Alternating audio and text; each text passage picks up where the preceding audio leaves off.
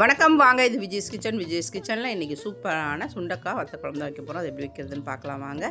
கடாயில் கொஞ்சம் தாராளமாக எண்ணெய் விட்டுருக்கேன், கடுகு போட்டிருக்கேன், கொஞ்சமாக வெந்தயம் சேர்த்துருக்கேன், ஒரு கைப்பிடி அளவு சாம்பார் வெங்காயம் உரித்து போட்டிருக்கேன்.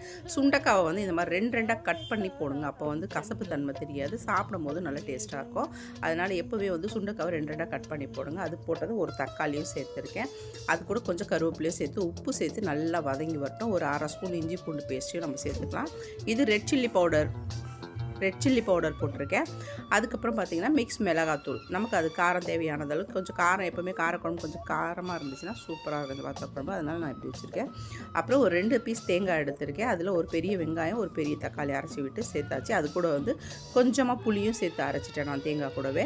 அதை கரைச்சி விடலை. கொஞ்சமாக நான் புளி நிறைய சேர்க்க மாட்டோம், அதனால் நம்ம கொஞ்சமாக புளியை சேர்த்து நல்லா 2 தக்காளி சேர்த்துக்கிறதுனால கொஞ்சம் புளி தான் வச்சுருக்கேன். அவ்வளோதான். சூப்பராக கொதிச்ச உடனே கொத்தமல்லி தலையை போட்டு இறக்கிட்டிங்கன்னா அருமையான வத்த குழம்பு ரெடி. வீடியோ பிடிச்சிருந்தால் லைக் பண்ணி ஷேர் பண்ணி